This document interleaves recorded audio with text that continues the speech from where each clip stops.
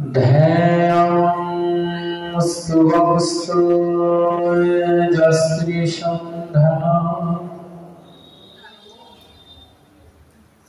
जशो प्रसाद श्री चैतन्य जयति रति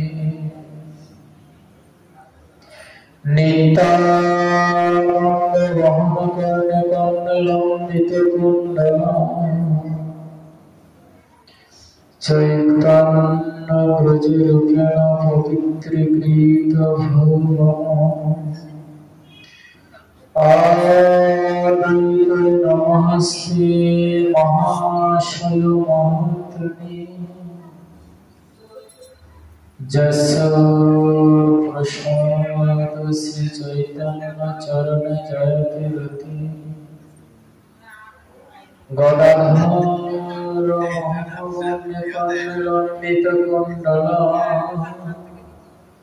चैतन्य ब्रजरूपेण पवित्रीकृत भुवम्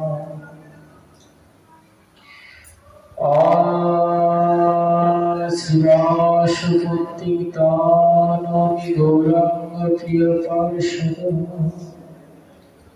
जस्य कृपावरं चैतन्य चरणे जयति रति हे कृष्ण करुणामय सिंधु दीनबंधु जगत्पते गोपेश गोपिकान्त राधाकान्त नमस्तुते तपतो कानिचन गौरांगी राधे वृन्दावनेश्वरी वृषभानुसुते देवी तां नमामि हरिप्रिये नारायणं नमस्कृत्य नरं चैव नरोत्तमं देवीं सरस्वतीं व्यासं ततो जयमुदीरये जय रूप सनातन भट्ट रघुनाथ श्रीजीव गोपाल भट्ट रघुनाथ এই ছয় মশাইর করি চরণ বন্দনা যাহা হইতে বিঘ্ন নাশ অভীষ্ট পূরণ বাঞ্ছাকল্পতরুভ্যশ্চ কৃপাসিন্ধু এব চ পতিতানাং পাবনেভ্যো বৈষ্ণবেভ্যো নমো হরি ভক্তি পরাজে চ হরি ভক্তি পরায়ণ দুর্বৃত্ত বা সুবৃত্ত বা দীর্ঘনিত্যং নমঃ দুর্গামী পথিমেন্দস্য খলত পাদর্গতির্মহ ষষ্ঠীদানেন সন্তু সন্তু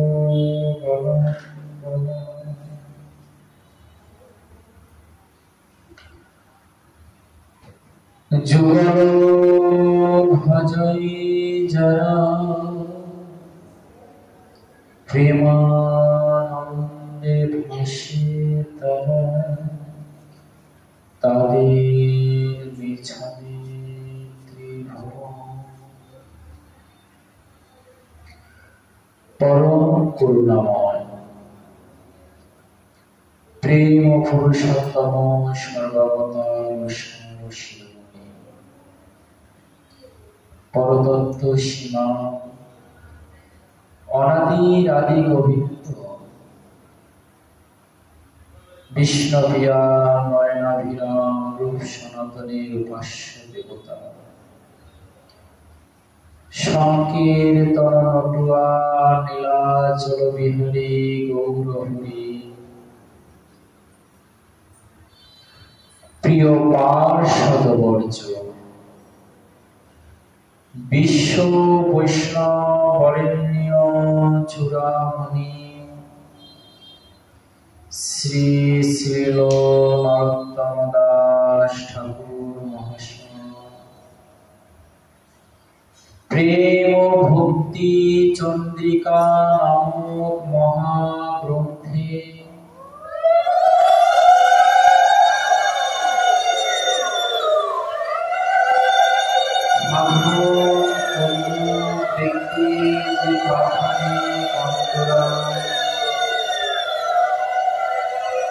ভক্তি বিঘাত বর্জনাত্মক গ্রহণার্থক বিষয়ে ভাগবত অবলম্বনে জগজীব বৈষ্ণববাসীর সম্মুখে তুলে ধরার প্রয়াস করেছে।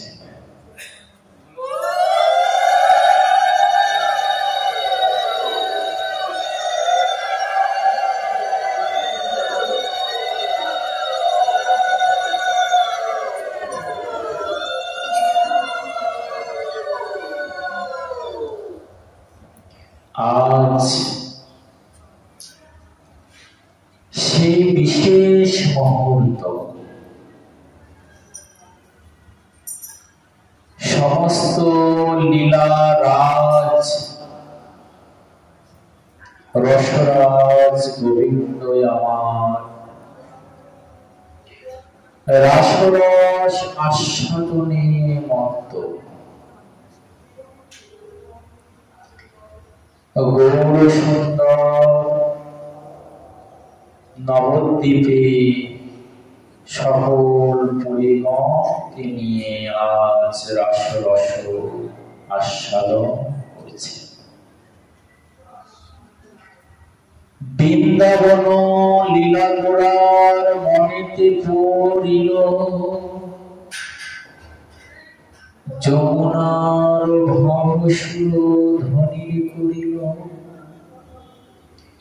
আজ শিবাসঙ্গনে গৌরহরি হরিনাম সংকীর্তনে মত্ত, কীর্তন করছে, নৃত্য করছে। হঠাৎ তার ঊর্ধ্বগমনে লক্ষ্য গেল, ঊর্ধ্বমুখে চেয়ে দেখছেন সেই আকাশে চন্দ্রের চন্দ্রিমা যেন বিকৃত হচ্ছে মর্তে। সেই চন্দ্রের চন্দ্রিমাকে দর্শন করে গৌরহরির পুরনো ভাবের কথা স্মরণ হয়ে গেল। সকল ভক্তগণকে ডেকে বলছেন যে, ওহে ভক্ত, আমরা প্রতিদিন শিবাসঙ্গনে হরিনাম সংকীর্তন করি। আজ আমার মনে এক নতুন ভাবের উদয় হয়েছে। আজ আর শিবাসঙ্গনে নয়, আজ চলো আমরা সেই গঙ্গার কূলে যাই। গৌরহরি সমস্ত পারিষদকে নিয়ে আর ওই গঙ্গার ধারে চললেন। কেন বলে, বৃন্দাবন লীলা গোড়ার মনেতে পড়িল। পূরবের ভাবে ভাবে চলছে। চরণের ভঙ্গি দেখো, যেন নব কিশোরী চলছে। চরণে যেন করে নৃত্য করছে। পিছনে পিছনে সকল ভক্তগণ ছুটছে। হঠাৎ এসে দাঁড়িয়ে পড়লেন গঙ্গার ধারে। গঙ্গাকে দর্শন করে উনি ভাবছেন যে না, এই গঙ্গা নয়, বলে তুমি তো আমার সেই যমুনা। কেননা আজ গৌর তো গৌর নয়, আজ গৌর স্বয়ং রসরাজ শ্রীকৃষ্ণ হয়েছে। আজ গঙ্গাকে দেখে যমুনার জ্ঞান ভাব হলো, বলে তুমি আমার সেই যমুনা, যে যমুনার কূলে আমি রাসরস করেছি, সখীগণ রাধা সহ নিয়ে আমি নিত্য গীতাদি করেছি। তুমি তো গঙ্গা নাও।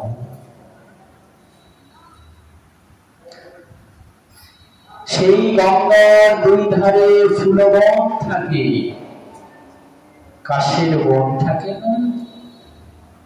ফুলবন দেখি গোরা বৃন্দাবনের সমান, সহচর গণ করি করে গোপী অনুমান। গঙ্গার দুই ধারে যে কাশবন রয়েছে, ফুলবন রয়েছে, সেটি দেখে মনে হচ্ছে এটি ফুলবন নয়, যেন বৃন্দাবনের সমান। আর কি সহচর গণিকরে গোপী অনুমান। যত ভক্তগণ ছিলেন তাদেরকে ভক্ত মনে উনি করছেন না, বলছেন আমার গোপী। বলি এরাই তো তারা, তারাই তো এরা। পূর্ব লীলায় ছিল যারা, এরাই তো তারা। কেন? মনটা একই রয়েছে, স্বভাবটা একই রয়েছে, শুধু দেহের পরিবর্তন হয়েছে।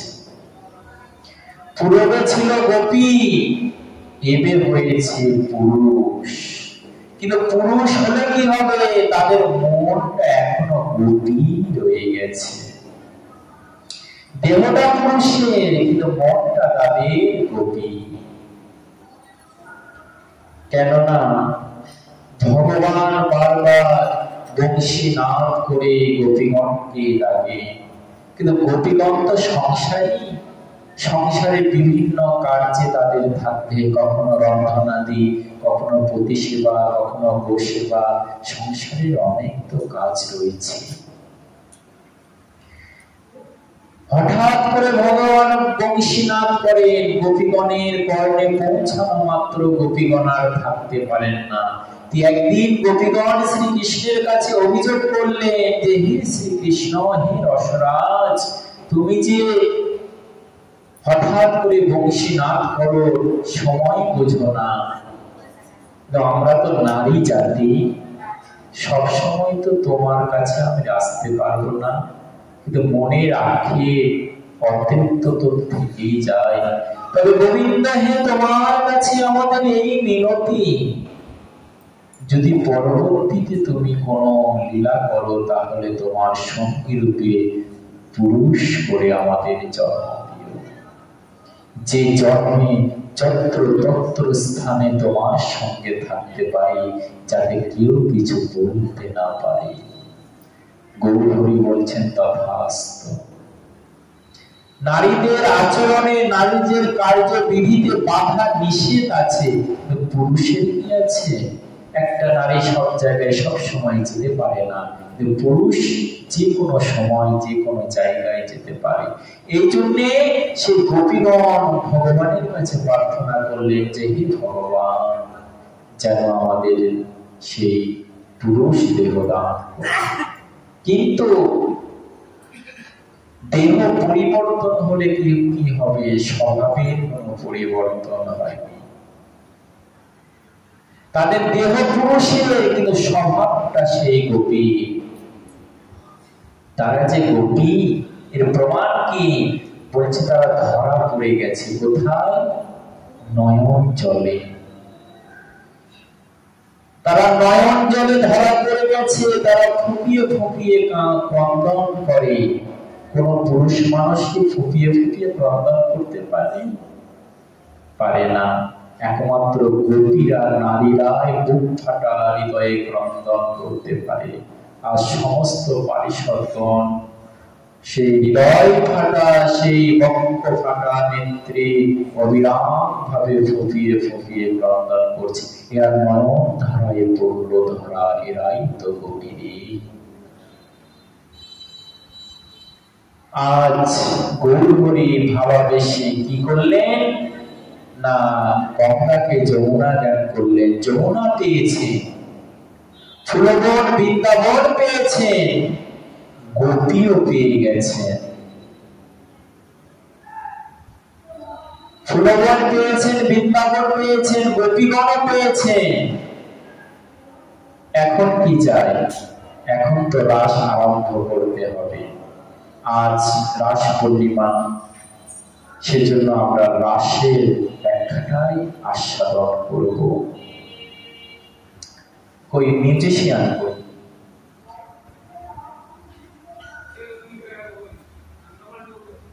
তাই গৌরহরি কি করেছেন? সমস্ত ভক্তগণকে ডেকে ডেকে বলছেন, অহে ভক্তগণ, তোমরা এসো, আমরা নাম ও সংকীর্তনের মধ্য দিয়ে রাস আস্বাদন করব।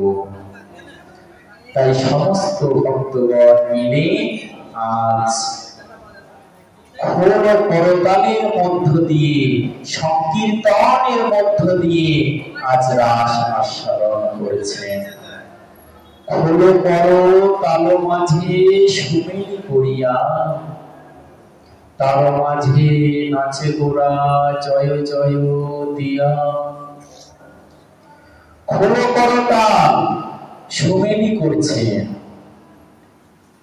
কেননা দাপর যুগে উনি নৃত্য করেছিলেন বংশীনাদে। কলিযুগে তো উনি বংশী ধারণ করলেন না। বলছে যে কি বললো বংশী ধারণ করলেন না?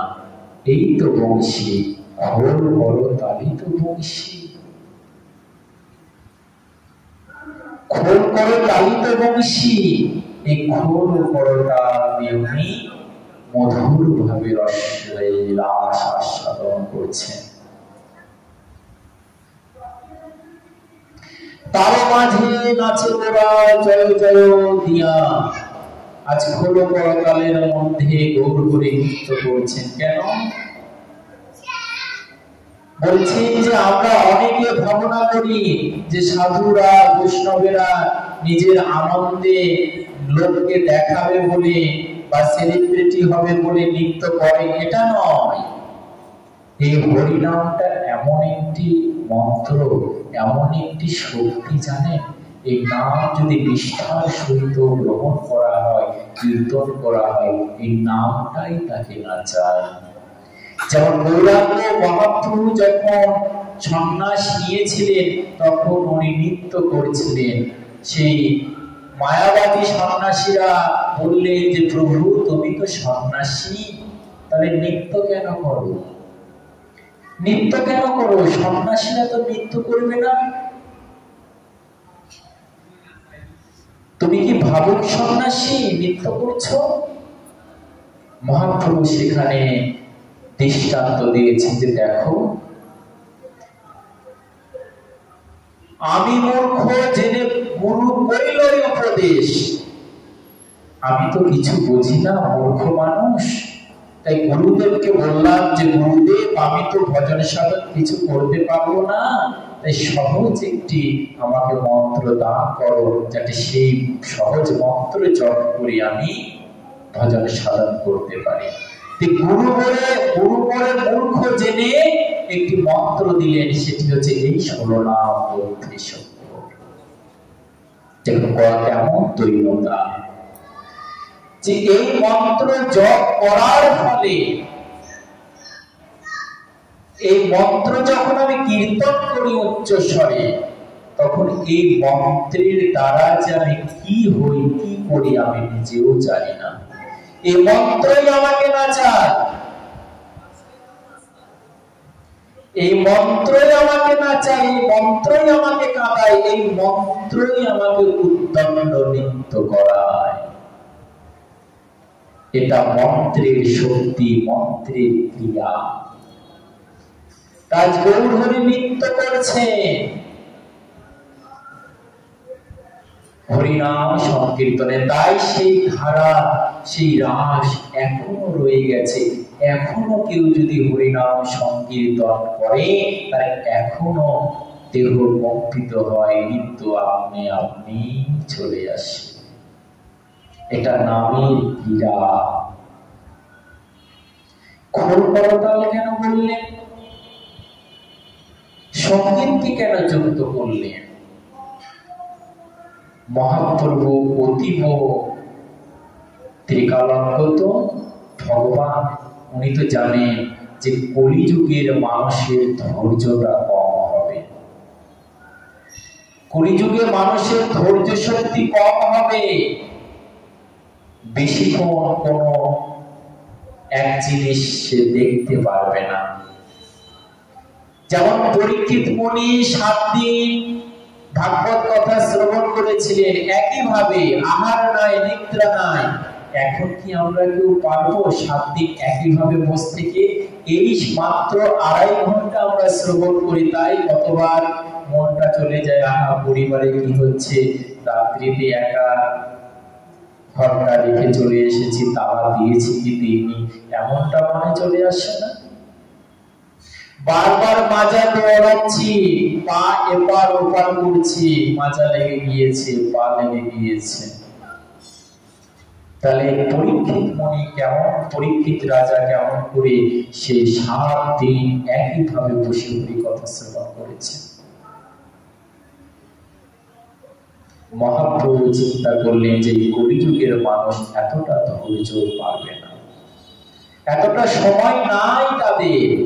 সহজ ভজন, হরের নাম হরের নাম হরের নামৈব কেবল কলৌ নাস্তৈব নাস্তৈব গতির অন্যথা। এই কলিযুগে একমাত্র হরিনাম ব্যতীত জীবের অন্য কোন গতি নেই, গতি নেই, গতি নেই। 3 বার বললেন। কেন? আমরা কোনো কথা বলতে গেলে 3 বার বলি না, যেটা অঙ্গীকার করি, নেই নেই নেই, না না না। মহাপ্রভু সেই শ্লোকটা আনছেন যে এই কলিযুগে যে যতই কথা বলুক, যে যতই ভজনের ভান্ডার খুলে দিই, এই কলিযুগে হরিনাম ব্যতীত জীবের কোন উদ্ধার নেই, নেই, নেই।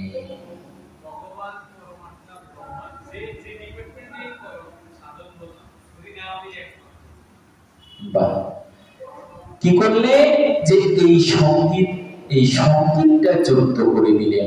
যদি একভাবে মন্ত্রের মতো উনি হরিনাম দিয়ে থাকেন, তাহলে মানুষের অশ্রদ্ধা আসবে। উনি এই খোল ও করতাল যুক্ত করে দিলেন। সঙ্গীত যখন যুক্ত হলো, তখন সেই নামের ভিতরে আরো রস চলে আসলো। সঙ্গীত কে না ভালোবাসে, গান কে না ভালোবাসে, সুর কে না ভালোবাসে। তখন এই বললেন যে নাম সংকীর্তন, নাম থাকবে, তার সঙ্গে সংকীর্তন যুক্ত হবে। 10 মাস 5 নিলিশ হবে, দুয়ারে বসিয়া কৃষ্ণ নাম করস হবে, হাতে তালি দিয়া। যদি খোল করতাল কার কাছে না থাকে, এই যে তাল রয়েছে করতালি, এই তালের সহিত হরিনাম কীর্তন করতে হবে। নামে অশ্রদ্ধা করা যাবে না। সংখ্যায় কি অসংখ্যায় কি, সমুচ কি অসমুচ কি, মহাপ্রভু বলেছেন যে এই হরিনাম যত্র তত্র সময়ই করা যাবে। কোন শুদ্ধ অশুদ্ধের বিচার করলেন না, কেননা উনি জানতেন যে কলিযুগের মানুষের শুদ্ধ অশুদ্ধ এটা কম থাকবে, শুদ্ধ ভাবটা কম থাকবে। তাহলে যদি কেউ প্রশ্ন করে, আচ্ছা বাবা, মহাপ্রভু যে হরিনাম দিলেন, এটা কি উনি ব্যক্তিগতভাবে বানিয়ে দিয়েছেন, না কোনো বেদ থেকে দিলেন, পুরাণ থেকে দিলেন? আর বেদ থেকেই যদি মন্ত্র দিবেন, তাহলে আমাদের নিয়ম আছে যে বৈদিক মন্ত্র উচ্চারণ করতে গেলে অবশ্যই তাকে আচমনি করতে হবে, আছে কি না? যে বেদের মন্ত্র উচ্চারণ করতে গেলে, মুনির বাক্য উচ্চারণ করতে গেলে অবশ্যই তাকে আচমনি করতে হবে। তাহলে কই, আমরা তো যখন হরিনাম করি তখন তো আচমন করি না। তাহলে কি অপরাধ হচ্ছে? মহাপ্রভু কি আমাদের অপরাধ শিক্ষা দিয়ে গেছে? বলেছেন যে না। বেদে মন্ত্র রয়েছে, 4 যুগের 4টি মন্ত্র রয়েছে। এই কলিযুগের মন্ত্রটা রয়েছে হরে রাম রাম রাম হরে হরে, হরে কৃষ্ণ কৃষ্ণ কৃষ্ণ হরে হরে। এটা বেদের মন্ত্র। মহাপ্রভু চিন্তা করলেন কলিযুগের মানুষ এতটা সদাচার, এতটা শৌচ ভাবে চলাফেরা করতে পারবে না। কেননা কলিযুগের মানুষের আউল কোনো নিশ্চয়তা নাই। একদিন মহাপ্রভু বাহ্যক্রিয়া করতে যাবেন, উনি তো স্বয়ং ভগবান জীব শিক্ষা দেওয়ার জন্য প্রচার করছেন যে বাহ্যক্রিয়া করতে যাবেন তো মুখে তৃণ রাখলেন যাতে ঠোঁটটা না নড়ে, জিহ্বাটা না নড়ে, কেননা মহাপ্রভু সর্বদাই হরিনাম কীর্তন করতেন। পায়খানা করতে যাবেন, বাহ্যক্রিয়া করতে যাবেন, এই সময় হরিনাম করা কেমন একটা লাগে। মহাপ্রভু করলেন কি, জিহ্বাটাকে তৃণ দ্বারা বন্ধন করে দিলেন। তখন সেখানে ছিল গোপাল, ছোট্ট বালক, উনি বলছেন যে প্রভু তুমি এতক্ষণ নামের মাহাত্ম্য বললে সব ঠিক আছে, কিন্তু যখন বাহ্যক্রিয়া করতে যাচ্ছ তখন হরিনাম করছো না। কিন্তু এই জগতে এই সময় এই বাহ্যক্রিয়া করার সময় কারো যদি প্রাণ ও পাখি উড়ে চলে যায়, তার তো আর হরিনাম করা হবে না। যদি সেই সময় কারো প্রাণ চলে যায় তাহলে তার তো হরিনাম করা হবে না, তখন সেই জীবের কি হবে? মহাপ্রভু বলেছে যে কি বললি রে, তুই ছোট্ট বালক হয়ে এত বড় কথা বললি। উনি তো নিজেই ভগবান, সবই জানেন, লীলা করে জগৎকে প্রকাশ করছেন। আজ থেকে তুই বালক নয়, তুই আমার গুরু। সেই থেকে গোপাল গুরু গোস্বামী তিনটি গ্রন্থ, 3 খণ্ড গ্রন্থ রচনা করলেন। পদ্ধতি ত্রয়ম, কিভাবে গৌর গোবিন্দের সেবা করতে হয় গৌর চাঁদের কৃপায়। মহাপ্রভু চিন্তা করলেন যে কি সূচি কি অসুচি, এই নামকে আমি একদম সম্পূর্ণ বেদের বিধান থেকে ঊর্ধ্বে নিয়ে চলে আসবো। এই জন্যে বৈদিক মন্ত্র যেটি রয়েছিল, হরে রাম রাম রাম হরে হরে, হরে কৃষ্ণ কৃষ্ণ কৃষ্ণ হরে হরে, ওই মন্ত্রটাকে উল্টিয়ে দিলেন। কি করলে না, হরে কৃষ্ণ কৃষ্ণ কৃষ্ণ হরে হরে, হরে রাম রাম রাম হরে হরে। এখন বেদের মন্ত্র আর থাকলো না, মন্ত্রটা উল্টো হয়ে গেল। এই মন্ত্র জপ করতে আর কোন আচমন কি সমীচ কি অসমীচ কোনো কিছুই স্পর্শ করবে না, দোষ লাগবে না। দেখুন মহাপ্রভু কেমন খাইতে শুইতে যথা তথা নাম লয়, দেশ কাল নিয়ম নাহি সর্ব সিদ্ধি হয়। খাইতে শুইতে বৈষ্ণবরা দেখুন প্রসাদ গ্রহণ করতে হরিবোল বলে, ঘুমাতে যাবে আমরা কি বলি যে বিছানার চাদর অপবিত্র, তাই বলি না? যেখানে শয়ন করা হয় সেই জায়গাটি অপবিত্র। বলছে যে খাইতে শুইতে যথা তথা, কোন অপবিত্র জায়গা নেই, অপবিত্র জায়গা বসেও হরিনাম করতে হবে। যথা তথার ভিতরে ঢুকে যান, পোশাক কি পায়খানা কি, যেখানে বসে থাকবেন সেখানেই হরিনাম করতে পারবেন। দেশ কাল নিয়ম নাহি সর্ব সিদ্ধি হয়, কোন নিয়ম রাখলেন না, দেশ কাল পাত্রাদি ভেদে এই হরিনাম। সেই হরিনাম গৌর হরিয়া জামার খোল বড় তালের মাঝে সুমিলে করিয়া, তার মাঝে নাচে গোরা জয় জয় দিয়া।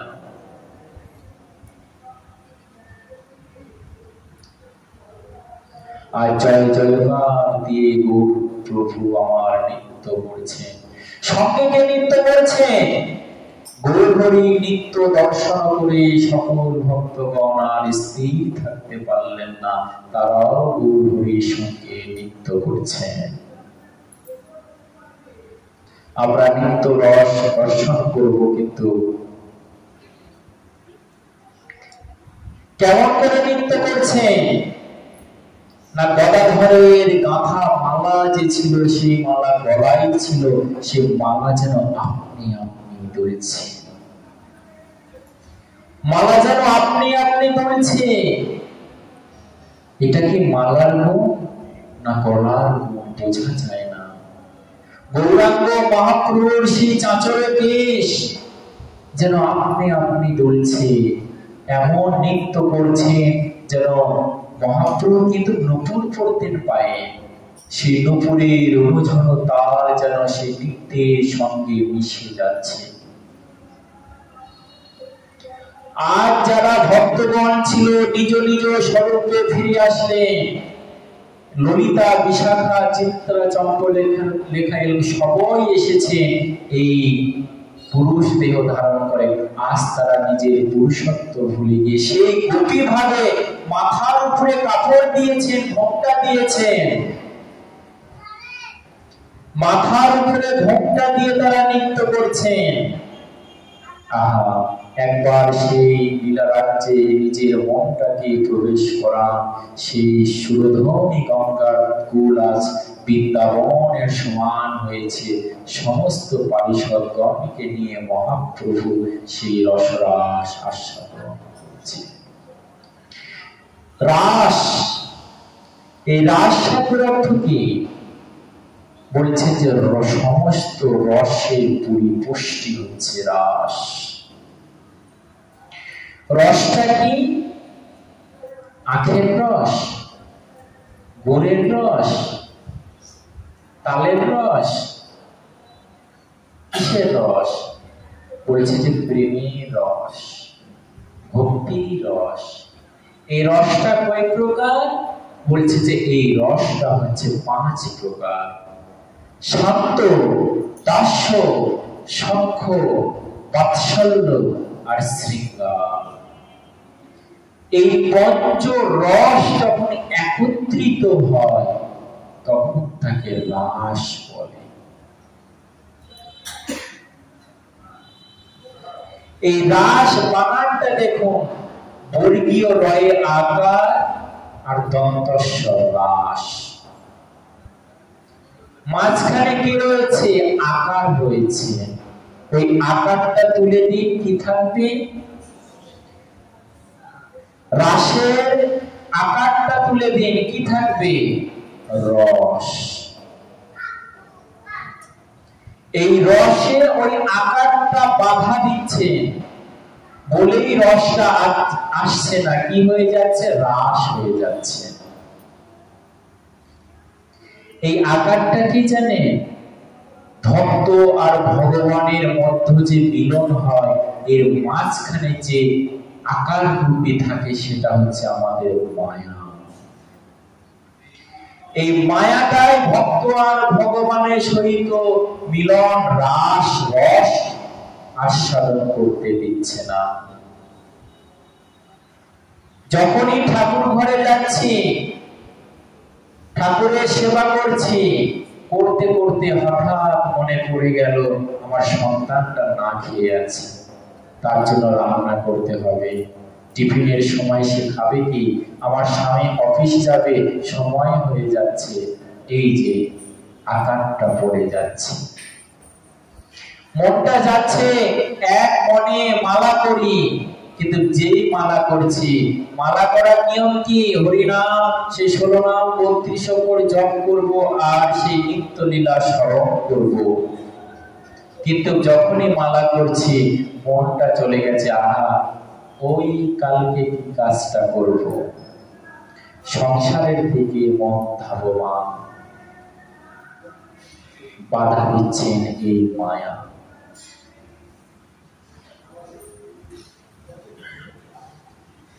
পঞ্চরস, শান্ত, ব্রহ্মের উপাস্য, এক মনে ব্রহ্মের উপাস্য, শান্ত। গৌড়ীয় বৈষ্ণবে এই শান্ত রসকে বাদ দিলেন, যে এই শান্ত রস আমাদের গৌড়ীয় রস নয়।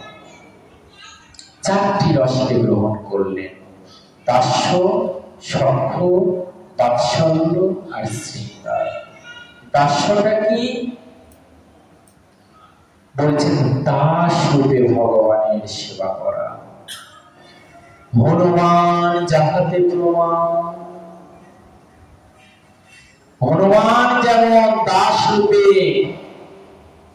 সেবা করেছিলেন শ্রীরামের, দাস্য ভক্তি, যে তুমি তো প্রভু, তুমি তো ঠাকুর, আমি তো কুকুর, তোমারই সেবা মোর কাম্য। কুকুরের স্বভাব কি? কুকুরের স্বভাব কি? মনিবের দুয়ারে বসে থাকা, তাকে পাহারা দেওয়া, তার সেবা করা। বলছেন যে যারা গৌড়ীয় বৈষ্ণব ভক্ত তারা মনে করেন যে প্রভু তুমি তো ঠাকুর, আমি তো তোমার কুকুর।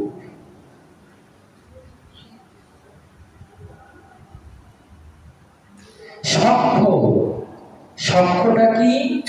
কে ছোট কে বড়, তুমি আমি সম। হে কৃষ্ণ, সখাগণ বলছেন শ্রীরাম সুদাম আদি, হে কৃষ্ণ তুমি প্রতিদিন ধান্দা পেয়েছো তাই না?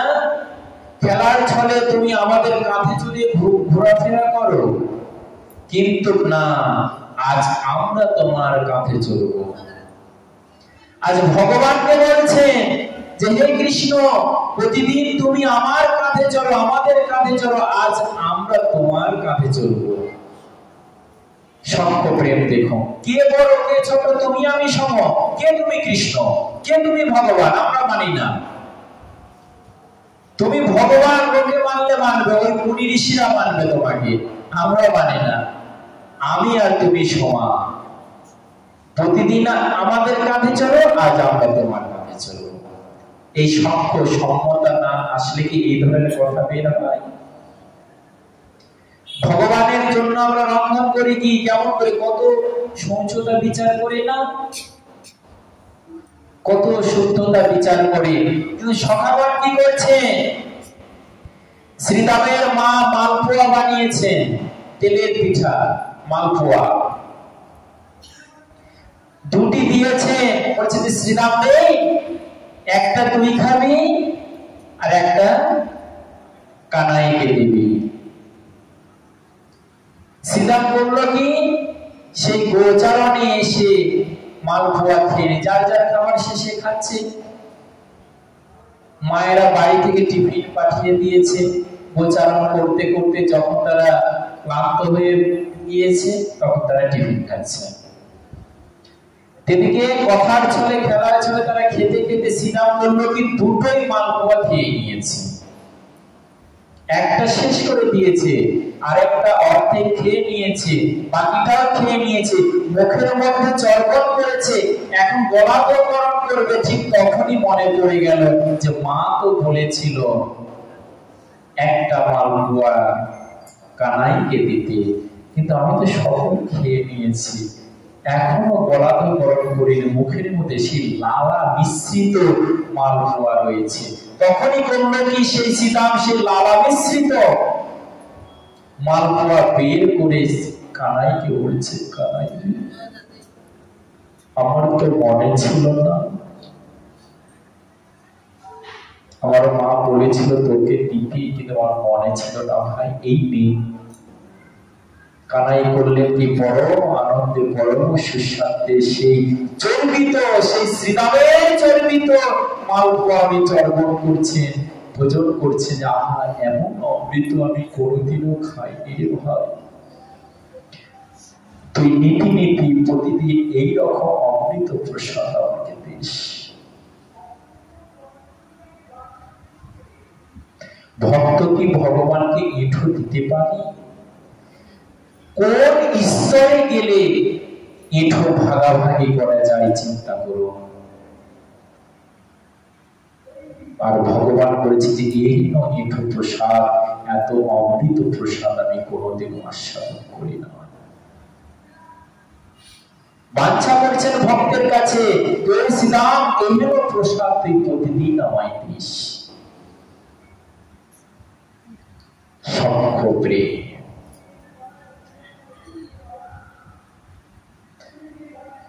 দাস্য গেল, সখ্য গেল, এরপরে আসলো বাৎসল্য।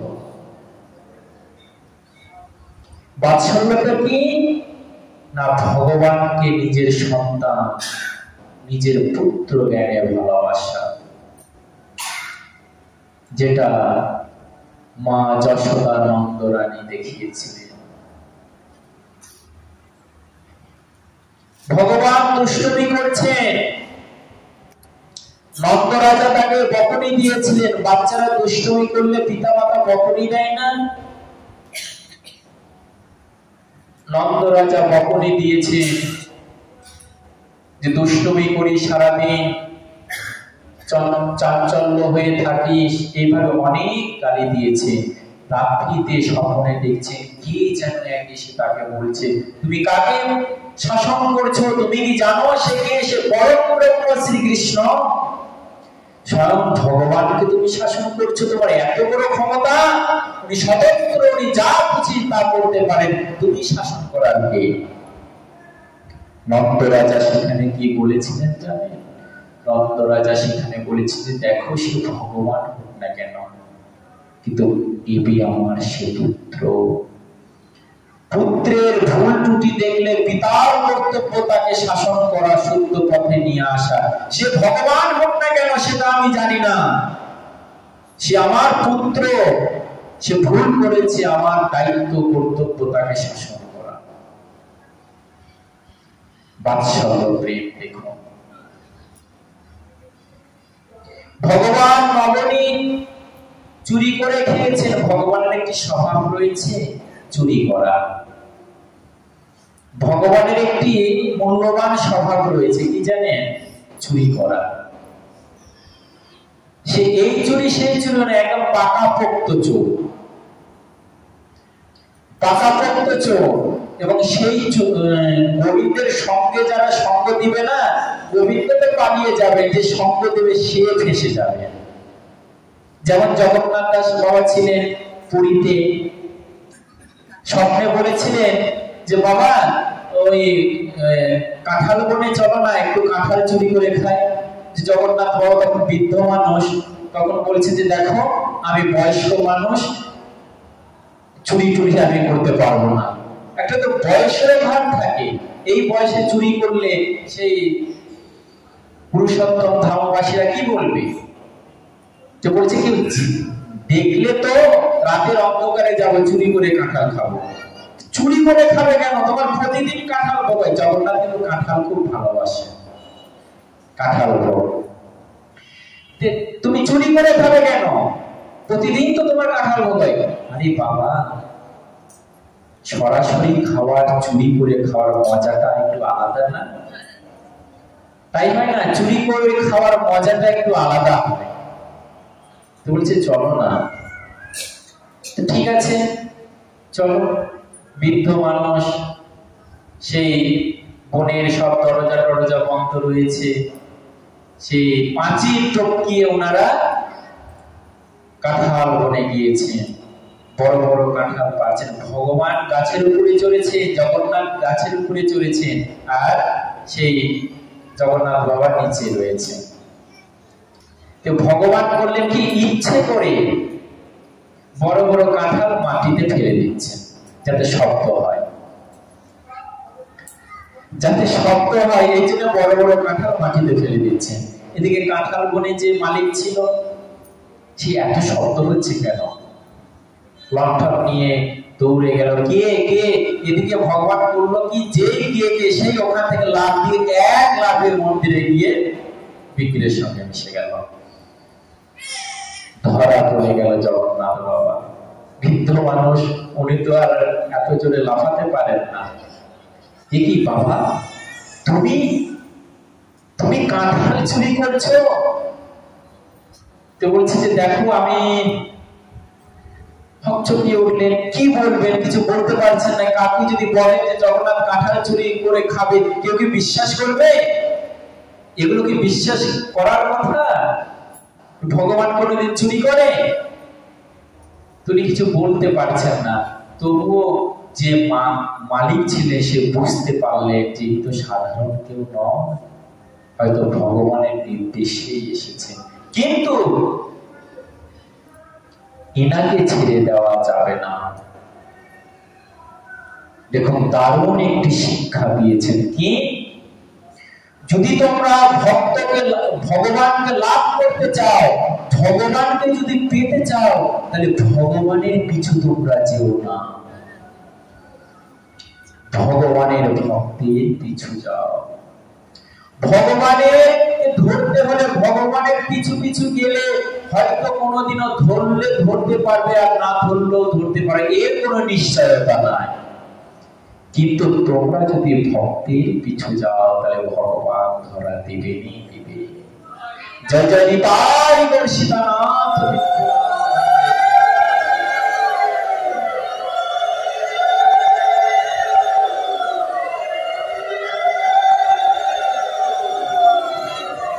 মালিকটা করলেন কি না, সেই জগন্নাথ বাবাকে ধরে রেখেছে যে বাবা আমি তোমাকে ছাড়ছি না।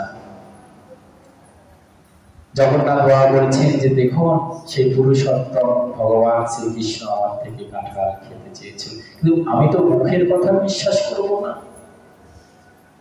দেখছেন সেই অরুণোদয় হয়ে গেল, সকাল হয়ে গেল, চারিদিকে হট্টগোল পড়ে গেল যে জগন্নাথ বাবা কাঁঠাল চুরি করেছে। এ প্রমাণ কি? তাহলে জগন্নাথের কাছে যাব, সেই জগন্নাথ মন্দিরে যাব, গিয়ে দেখবো যে দেখি সেখানে জগন্নাথ খেয়েছে, তার তো একটা চিহ্ন থাকবে। হঠাৎ সেই মালিকের চোখ পড়ে গেল, পাঁচি টপকানোর সময় সেই পুরুষোত্তম জগন্নাথের একটি বসনের অঞ্চল সেখানে ছিঁড়ে লেগেছিল। সেটি নিয়ে উনি সেই মন্দিরে গেলেন, দেখছেন যে সেই জগন্নাথের অঞ্চল ছেঁড়া রয়েছে। ওই বসনটাই প্রমাণ করে দিল যে স্বয়ং জগন্নাথ এসেছে। পেলেন কিনা? ভক্তকে ধরে উনি ভগবানের কাছে যেতে পারলেন কিনা? এই জন্য বলছেন যে ভগবানকে নয়, ভক্তকে ধরতে হবে।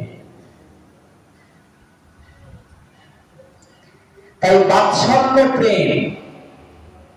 নন্দ রানী কি করলেন? সেই যশোমতী মা সামান্য একটু নগরী চুরি করেছে, এই জন্য করলেন কি না, দিন দিন তোর চুরি বৃত্তিটা বেড়ে গেল,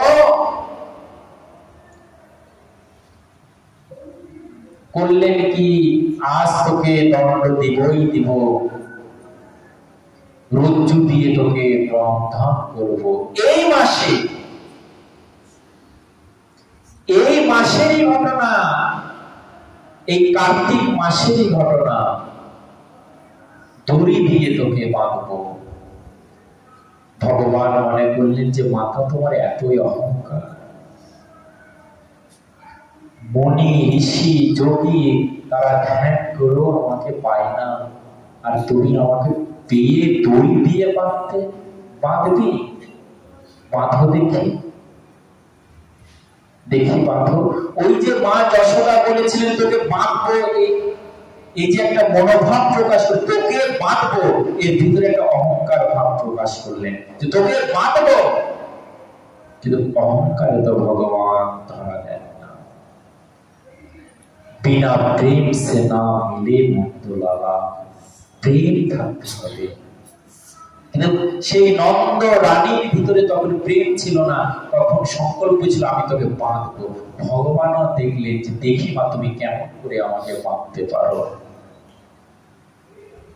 নন্দ রানী নিজ গৃহ থেকে রজ্জু আনলেন, এনে বাঁধতে চাইলেন, কিন্তু কোমর পর্যন্ত এসেছে, 2 আঙ্গুল কম পড়ে যাচ্ছে।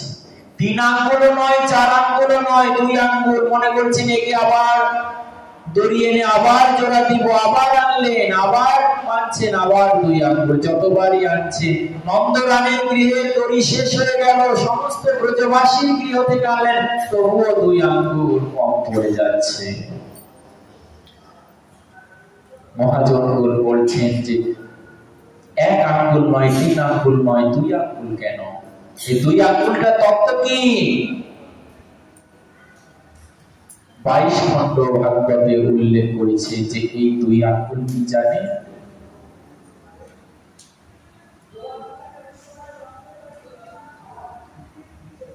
এই 2 আঙ্গুলটা কি? অনেকে অনেক কথা বলে, কিন্তু শাস্ত্র কি বলেছে?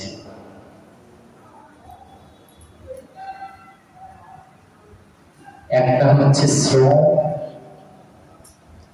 একটা হচ্ছে আত্মনিবেদন।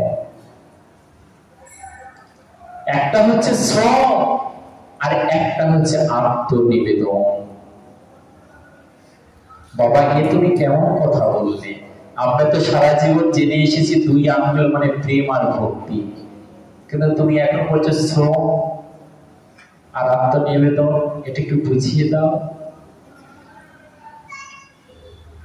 বুঝিয়ে দিয়েছেন শাস্ত্রকর্তা। শ্রমটা কি? বলেছেন নবতা ভক্তি। শ্রবণম কীর্তনম শরণম পাদ সেবম অর্চনম বন্দনম দাস্যম সক্ষম আত্মনিবেদনম। এই নবতা ভক্তি হচ্ছে শ্রম। ওই যে যশোদ মা আমার বন্ধন করতে ইচ্ছেন, বারবার নাম করছে যে গোপাল তোকে আমি বাঁধবো, গোপাল তোকে আমি বাঁধবো।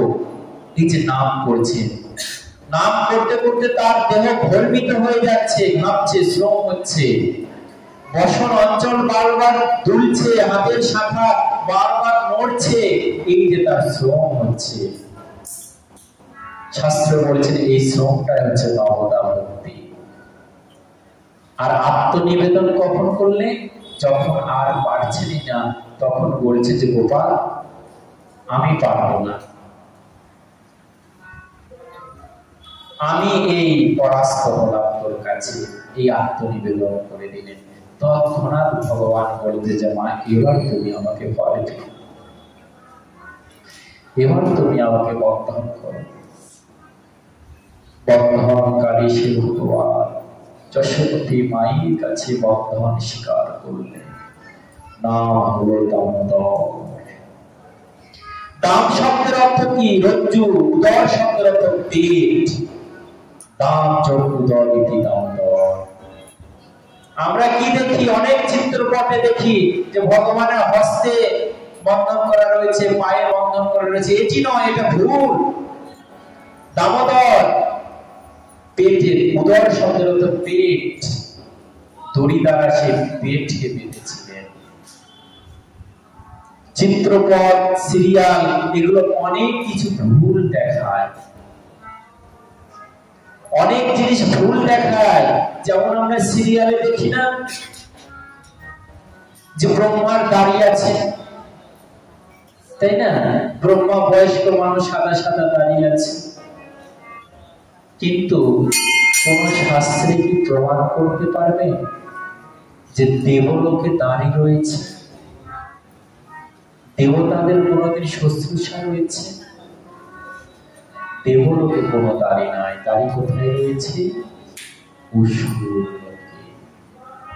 অসুরদের রয়েছে, দেবতাদের মুখ না। ওই জন্য যারা ভক্ত তারা সবসময় মাথা মুন্ডন করতে হবে। সেই বন্ধনটা করলেন, করার পরে কি করলেন? একটি উদু খলের সঙ্গে বেঁধে রাখলেন। ভগবানকে উদু খলের সঙ্গে বেঁধে রাখলেন, যেখানেই থাকতো। গোবিন্দ আমার সেখানেই ছিলেন। সমস্ত সখাগণকে বলেছেন যে সখারা একটু আমায় সাহায্য কর, এক জায়গায় থাকতে পারছি না, একটু সাহায্য কর। ছোট্ট গোপাল, যিনি সমস্ত বিশ্ব ব্রহ্মাণ্ড পরিচালিত করেন, তিনি নাকি সামান্য উদুকলটা নিয়ে যেতে পারছেন না। সমস্ত শ্রীরাম সুদাম সখাগণ একটু ঠেলে দিল। গোপাল আতু পায়ে হেঁটে গেলেন সেই জমালজুল বৃক্ষের কাছে। যেই বৃক্ষটাকে স্পর্শ করলেন, সঙ্গে সঙ্গে বৃক্ষটা ফেটে দুইটি দেবতা উদয় হলো, নলকুবের আর অগ্নি। প্রণাম করছেন যে প্রভু আজ তুমি আমাকে বৃক্ষজনী জনম থেকে উদ্ধার করলে। ভগবান শ্রীকৃষ্ণ বলছেন যে না, আমি করিনি, আমি জানি কি জানো প্রভু, সাধু নাই, দর্শন নাই। তুমি নারদ মুনির মতন সাধুর দর্শন পেয়েছিলে, তার সঙ্গ পেয়েছিলে বলেই আজ আমার স্পর্শ পেয়েছ। সেটা কি? যে না, নলকুবের আর মণিদ্বীপ সে অপ্সরাগণকে নিয়ে একটা কুণ্ডের ভিতরে ওনারা উলঙ্গ অবস্থায় জলকেরি করছিলেন। সেই পথ দিয়ে নারদ মুনি ছুটে চলছিলেন বীণা বাজাতে বাজাতে।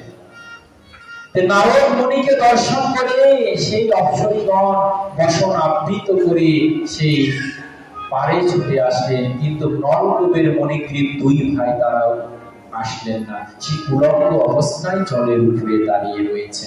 নারদ মুনি বলছে যে কি মুনিকে দেখেও তোরা শ্রদ্ধা করলি না?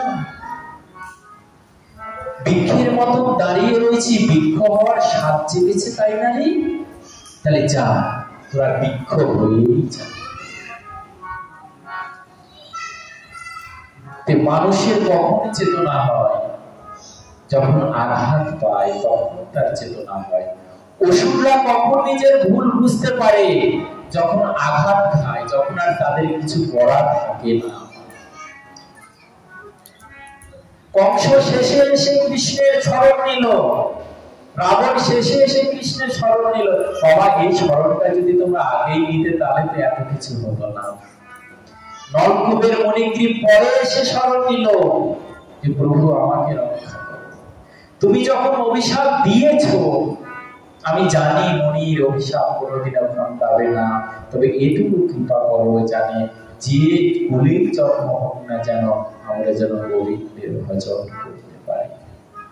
নারদ মুনি বললেন যে তথাস্তু, তোমরা সেই নষ্ট গৃহে জমর্জন হয়ে জন্ম নেবে, ভগবান একদিন তোমাদের স্পর্শ করবে, সেই স্পর্শে তোমরা উদ্ধার হয়ে যাবে। জয় জয় দামোদর ভগবান, নল মণিগ্রীব উদ্ধারকারী।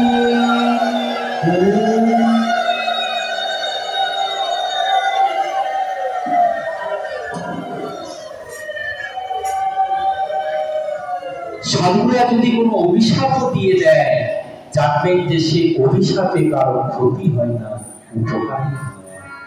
নলকূপের মণিগ্রীবকে যে অভিশাপ দিয়েছিলেন, এতে তার ক্ষতি হয়েছিল?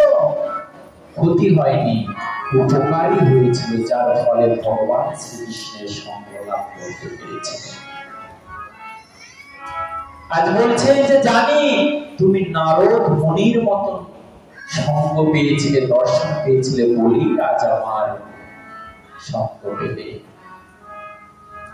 এই গেল বাৎসল্য প্রেম, দাস্য গেল, সখ্য গেল, বাৎসল্য বলে এবার আসলো শৃঙ্গার। সর্বরসের ঊর্ধ্বতম রস শৃঙ্গার রস। কেন ঊর্ধ্ব হলো? কেন উত্তম হলো? আগে শৃঙ্গার রসটা কি সেটি জানি? বলে শৃঙ্গার রসে নিজের তৃপ্তির কোনো ভাগ নাই, সমস্ত ভগবানের কাছে নিবেদন করা। গোপিনীগণ যদি কপালে টিপ পড়তেন, সেটু গোবিন্দের জন্য না। এই টিপটা দেখলে গোবিন্দ মনে সুখী হয়, নিজের জন্য নয়। পায়ে আলতা পড়তেন না, এই চরণ দেখে গোবিন্দ আমার ভালোবাসতেন। মাথায় ফুলে টোপর পরতেন না, এই টোপর পরলে গোবিন্দ ভালোবাসেন। নতুন শাড়ি পরতেন না, এই শাড়ি দেখলে, নতুন সাজসজ্জা দেখলে গোবিন্দ খুশি হবেন। যে সেবা, যে প্রেম সমস্ত গোবিন্দের কাছে উৎসর্গিত, সেটি হচ্ছে মাধুর্য। সখ্যপ্রেম, সখ্যপ্রেমে সংকীর্ণতা রয়েছে, বাধা রয়েছে। কেননা সখারা তো নিজের উদর পূর্তির জন্য মাঝে মাঝে খায় না? তাহলে সেখানে ভাগ রয়েছে। দাস্য কি মাঝে মাঝে সে বিগ্রহকে ছেড়ে নিজের ভজন করে না? তাহলে সেখানেও বাধা রয়েছে। বাৎসল্য কি যে যশোমতী মা আমার গোপালের জন্য ক্ষীর ছাড়া নবনী তৈরি করতে, গোপালকে সেবা দিতে, কিন্তু মা যশোমতী যখন সিঁদুর পড়তে, যখন পায়ে আলতা দিতে, তখন কার জন্য দিতে? ভগবানের জন্য না নক্ত রাজার জন্য? তাহলে এখানে প্রেমটা ভাগ হয়ে গেল, ভাগ হলো কি না? তো বলছে যে প্রেমে ভাগ নাই সেটি উত্তম। গোপীদের প্রেমে কোনো ভাগ নাই, সমস্তই ভগবানকে কেন্দ্র করে। রন্ধন ভগবানকে নিয়ে, ভালোবাসা ভগবানকে নিয়ে, রন্ধন ভগবানকে নিয়ে, সমস্তই ভগবানকে উৎসর্গিত করা।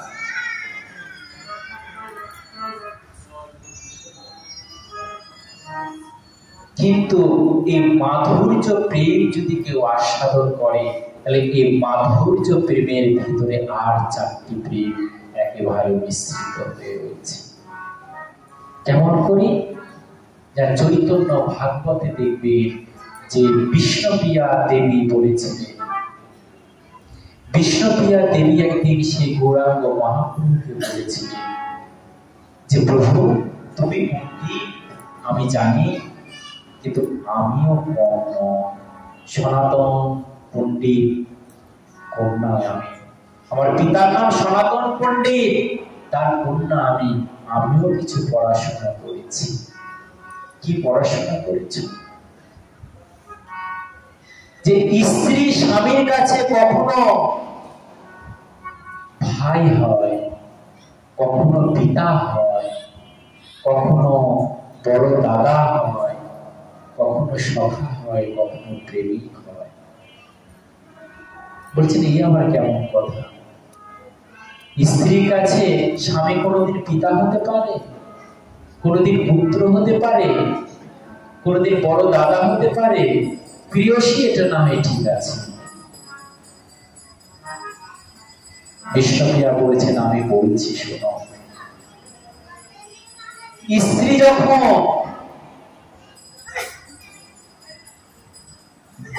বাবার কর্তব্য কি সন্তানকে লালন পালন করা,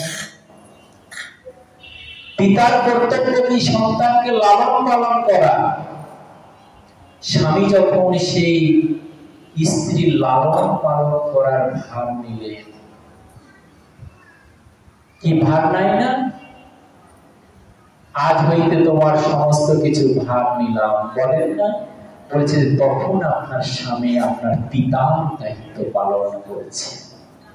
বিয়ে না হওয়া পর্যন্ত আপনার দায়িত্ব ছিল জন্মদাতা পিতা, আর বিয়ের পর থেকে স্বামীর পিতা আপনার দায়িত্ব নিল। স্ত্রী যদি কোনো ভুল করে তাহলে তাকে শাসন করেন না, তখন তার বড় দাদার ভূমিকা নিচ্ছে। বড় দাদা ছোট বোনকে শাসন করেন। স্ত্রী যখন সেই প্রিয়সী সেই সম্পর্কে যায়, তখন স্বামী স্ত্রী প্রিয়সী ভাবটা চলে আসে। এই জন্য বলছে যে কখনো পিতা হয়, কখনো পুত্র কখন হয়? বলেছেন যে রন্ধনাদি করে স্বামীকে যখন সে সেবা দেয়, সুন্দর করে পারস সাজিয়ে স্বামীকে সেবা দিচ্ছে, দেখুন স্বামী যখন স্ত্রী যখন স্বামীকে সেবা দেয়, তখন তার ভিতরে একটি বাৎসল্য প্রেম আসে। তুমি খাও, এটি আস্বাদন করো। তো এই যে সেবা দেয়, আপনি সেবা দিয়ে দেয়, মা তার সন্তানকে দেয়, তাই তাই না? তাই স্ত্রী মা হয়ে তার স্বামীকে, সন্তানরূপী স্বামীকে সেবা দিচ্ছে। এটা বিষ্ণুপ্রিয়ার কথা চৈতন্য ভাগবতে। তো বলছে যে এই প্রেম গোপীগণের মধ্যে ছিল। মাধুর্য প্রেম শব্দের অর্থ কি? এই চারটি প্রেমই তার ভিতরে ছিল। গোপীগণ যখন শ্রীকৃষ্ণের সেবা দিতেন, তখন বাৎসল্যরূপে সেবা দিতেন। যখন শ্রীকৃষ্ণের সঙ্গে হাস পরিহাস করছিলেন, বংশী চুরি করছেন, মালা চুরি করছেন, তখন তার সঙ্গে সখ্য ভাবটা চলে আসলো। আবার যখন সেই কৃষ্ণের পাদ সম্পাদন করছেন, পাদ সেবা করছেন, তখন তার ভিতরে দাস্য ভাবটা চলে আসলো। এই শৃঙ্গার ভাব, এই জন্য বলেছে যে সমস্ত রসের যে শৃঙ্গার রসটা শ্রেষ্ঠ। আজ সেই শারদীয়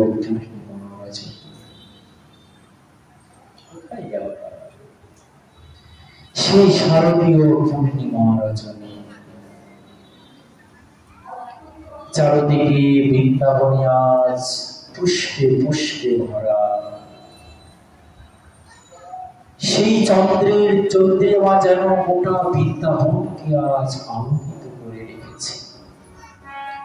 যমুনার জল যেন কুলো কুলো নাতে প্রবাহিত হচ্ছে। সমস্ত পশু পাখি যেন আজ স্থির হয়ে গেছে, না জানি বৃন্দাবনের কি অপরূপ শোভা। গোবিন্দ দাস কবি এক পাশে দাঁড়িয়ে থেকে বৃন্দাবনের পদশোভা দর্শন করছেন আর বর্ণনা করেছেন সেই শারদ চন্দ্র পবন বিপিনে ভরণ কুসুম গন্ধরে ফুল্ল মল্লিকা মালতী জ্যোতি মত্ত শারদ চন্দ্র, শরতের চন্দ্র। আচ্ছা, এখানে কথার ভিতরে কিছু রহস্য রয়েছে। সেটা কি? কীর্তনীয়ারা কীর্তন করে চলে যায়। এখনকার যেটা স্টাইল হয়েছে, রাস মানেই আমরা মনে করি নিত্য কীর্তন, একটু দৌড়ঝাঁপ করলাম, একটু ঝম্পটম্প নৃত্য দিলাম, হয়ে গেল রাস। কিন্তু না, রাসের ভিতরে রহস্য রয়েছে। শারদ চন্দ্র, শরৎকালের চন্দ্র। কিন্তু আমাদের ঋতু কয়টি? 6টি ঋতু, তাই না? কি কি ঋতু? গ্রীষ্ম, বর্ষা, শরৎ, হেমন্ত, শীত আর বসন্ত। তাহলে শরৎ কাল কোন কোন মাস নিয়ে হয়?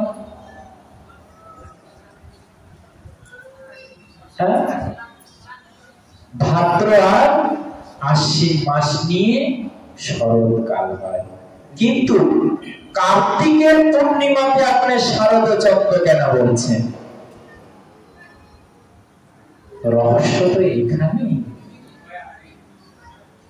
বলছে যে শারদ চন্দ্র, ভাদ্র আর আশ্বিন 2 মাস শরৎকাল, কিন্তু পূর্ণিমা হচ্ছে কার্তিক মাসে, কার্তিকের পূর্ণিমায়, একে বলেছেন শরৎকাল, শারদীয় চন্দ্র। কেন? তাহলে যিনি পদ রচনা করেছেন তিনি কি ভুল লিখেছেন? ভুল লেখেননি। তাহলে এটি যে ভুল প্রমাণ হচ্ছে। মাসটা তো কার্তিক, তাহলে শারদ চন্দ্র কোথায় হলো? যদি শারদ চন্দ্র হতো তাহলে ভাদ্র আশ্বিনের পূর্ণিমা হতে হতো, তা তো হচ্ছে না। তো বলছে যে বাবা, মহাজনের কথা বিদ্যা দিয়ে নয়, পাণ্ডিত্য দিয়ে নয়, প্রেম দ্বারা অনুভব করতে হয়। আমাদের এই মধ্যযুগে বল্লাল সেন যখন রাজত্ব শুরু করলেন, তখন পূর্বের যেটি পঞ্জিকার নিয়ম ছিল সেটি পাল্টিয়ে দিয়েছে। দাপর যুগে যখন 6টি ঋতু ছিল, তখন নিয়মটা আলাদা ছিল। আশ্বিন আর কার্তিক এই 2 মাস ছিল তখন শরৎকাল।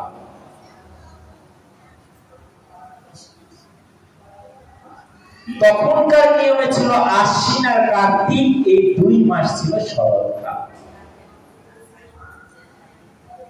কিন্তু বল্লাল সেন এসে এটি পাল্টিয়ে দিয়েছেন, ভাদ্র আর আশ্বিন করে দিয়েছেন। পদকবি যখন পদ রচনা করলেন, তখন ওই দাপর যুগের চিন্তা নিয়ে উনি রচনা করেছেন। কিন্তু দাপর যুগেই তো লীলা, তাহলে ওই যুগের কথাও নেই, ওই সময়টা ধরবেন না, ওই যুগের সময়টা ধরে। তাহলে এই সময় এই জ্যোতিষ যারা জানবেন না, তাদের মাথা তো বিক্রিয়া হয়ে যাবে। এরপরে কি বলেছে? শারদ চন্দ্র পবন মন্দ, মন্দ শব্দের অর্থ কি আমরা কি বুঝি? খারাপ, তাই না? কিন্তু মন্দ শব্দের অর্থ খারাপও হয়, আবার বলেছি যে ধীরে ধীরে মৃদু মৃদু, মৃদু মন্দ বলে না, মৃদু মন্দ। সেই বৃন্দাবনে যেটি পবন প্রবাহিত সেটি যেন মৃদু মন্দ ধীরে ধীরে প্রবাহিত হচ্ছে। বিপিনে ভরলে কুসুম গন্ধ রে, আর চারদিকে যেন কুসুমের গন্ধে সুসুর মাদকতা আসছে, কুসুমের গন্ধে মাদকতা আসছে। আচ্ছা বলুন তো, ফুলের মালা বাসর ঘরে কেন দেওয়া হয়? আমরা বলি না ফুল সজ্জা, ফুলের সজ্জা করা হয় বাসর ঘরে কেন? অন্য কিছু তো দেওয়া যায়, দেখুন যেখানে প্রশ্ন সেখানেই জ্ঞান। আমরা করি কিন্তু জানি না ফুলের বাসর কেন সাজানো হয়। ফুলের গন্ধে একটি মাদকতা আসে, ফুলের গন্ধে একটি মাদকতা আসে। তাই গোবিন্দ আমার সেই গোপীগণকে মাদকতায় আনবেন বলে ফুলের সুগন্ধ ছড়িয়ে দিলেন। বিপিনে ভরলে কুসুম গন্ধে ফুল্ল মল্লিকা মালতী জ্যোতি। কি কি বললেন? ফুল্ল মল্লিকা, মল্লিকা ফুল, মালতী ফুল। কিন্তু বাবা বলুন তো, মল্লিকা মালতী কখন ফোটে? গ্রীষ্মকালে, বসন্তকালে, তাই না? বসন্তের ফুল হচ্ছে ফুল্ল মল্লিকা, তাহলে শরৎকালে কেন ফুটলো? শরৎকালে কেন ফুটলো? রাস তো আমরা সকলেই শুনেছি, এগুলোর পদ কি আমরা বিচার করেছি যে পদটা কি বলছে আর কীর্তনিয়া কি গাইছে? শরৎকালে বসন্তের ফুল ফুটেছে কেন? বলছে যে বসন্তকালে যখন ভগবান রাস আরম্ভ করলেন, তখন সমস্ত ঋতু বলেছেন যে ভাই বসন্ত, ভাই শরৎ, শুধু কি তুমি গোবিন্দের সেবা করবে? আমরা কি গোবিন্দের সেবা করতে পারবো না? আমরা তো একই মায়ের গর্ভে 7টি সন্তান, তাহলে তুমি একলাই কি গোবিন্দের চরণ পাবে? আমরা কি পাবো না? বলছে কি বলবে পাবে না? গোবিন্দের সেবায় তো সকলেই থাকতে পারে, এসো তোমরা এসো। তাই আর 6টি ঋতু একসঙ্গে চলে আসলেন সেই শরৎ ঋতুতে। আজ এই শরৎ ঋতুতে সমস্ত ঋতু একত্রিত হয়ে যার যার ঋতুতে যে যে ধন ঐশ্বর্য সম্পদ ছিল, ফল মূলাদি ছিল, তারা আজ এই শরৎ ঋতুতে ঢেলে দিয়েছে গোবিন্দ সেবা করবে বলে। জয় জয় নিতাই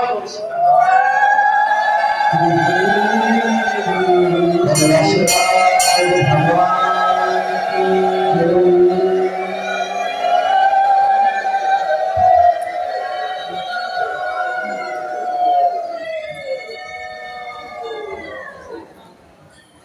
হেরা তো রাতি ঐছনবাতি শ্যাম মোহন মদনে মাতে।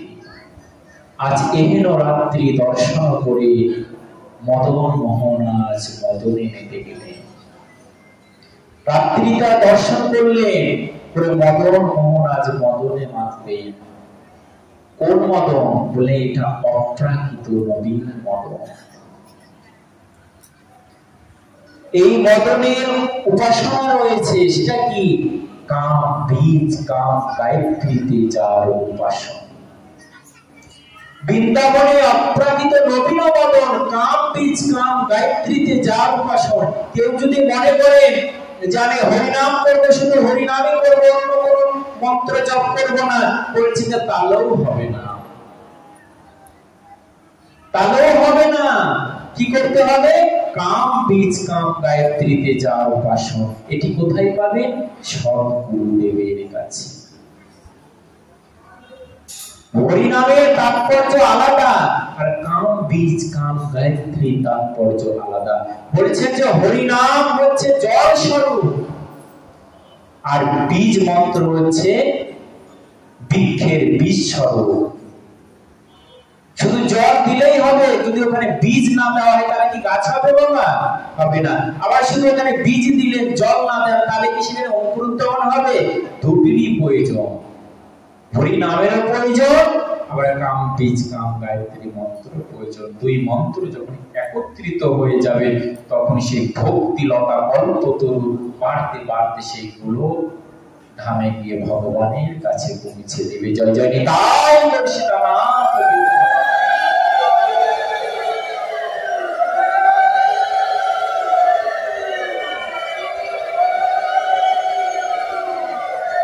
রাত্রি দর্শন করে গোবিন্দ আমার বংশীতে নাম করলেন। আজ এই বংশী নাম যারা যাদের যাদের কর্ণে গিয়েছে তারা আর গৃহে থাকতে পারলেন না। সেই বংশী নাম যেন তাদের টেনে আনছে। কেউ হয়তো প্রতি সেবায় ছিল, কেউ গৃহ কার্যে ছিল, কেউ সন্তানকে স্তন দান করছিল, কেউ ঘুমিয়েছিল, কেউ থাকতে পারলেন না। তারা সকলে ছুটে আসছেন। এদিকে একটা বৃদ্ধ রমণী ছিল, নাম হচ্ছে দুর্বাগোপী। বৃদ্ধ রমণী, 70-এর অধিক বয়স। আজ উনি বুঝতে পেরেছেন যে আজ রজনীতে রাস হবে, ভগবান ডাকবেন। উনি সকাল থেকে সাজছেন। বৃদ্ধ মানুষ, হাত কাঁপছে, তবু ঠোঁটে লিপস্টিক দিচ্ছেন, কিন্তু হাত কাঁপছে তো এদিকে ওদিকে মেখে যাচ্ছে, আবার হচ্ছেন, আবার দিচ্ছেন, নয়নে কাজল দিচ্ছেন, এদিকে ওদিকে চলে যাচ্ছে, আবার হচ্ছেন, একবার হচ্ছেন, একবার দিচ্ছেন। সেই সকাল থেকে সাজছেন, আজ গভীর রজনী হয়ে গেল, তবু তার সাজা হলো না। আর ঠিক সেই মুহূর্তে যখন বংশীনাথ তার কর্ণে এসে পৌঁছে গেল, তখন সাজা সাজা হলো না। সাজবো কি? আমি তো আর সাজতে পারছি না, সাজা যেন আমার সাজা হয়ে গেল। ছুটে চলছেন সেদিকে, তার স্বামী তাকে জড়িয়ে ধরছে। কি তুমি এই বয়সে কোথায় ছুটে পালাচ্ছ? সকাল থেকে সাজছ। বলছে আমাকে ছেড়ে দাও, আমার প্রতি আমাকে ডাকছে।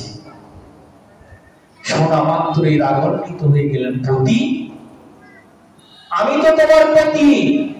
বনে কি তোমার প্রতি আছে? উল্টা রমণী দুশ্চরিত্র, এতদিন থেকে এই করেছ। রমণী বলছে যে না, এ প্রতি শুধু আমার প্রতি নয়, এ তোমার প্রতি, আমার প্রতি, এই জগতের প্রতি। এই প্রতি আমাকে ডাকছে। তো বলছে যে না, আমি তোমাকে যেতে দিব না। যেদিন তোমার পিতা মাতা সেই হস্তে আমাকে অর্পণ করে দিয়েছে, সেই হলে এই দেহ তোমার, আমার, এই দেহ দুটো আমি যেতে দিব না।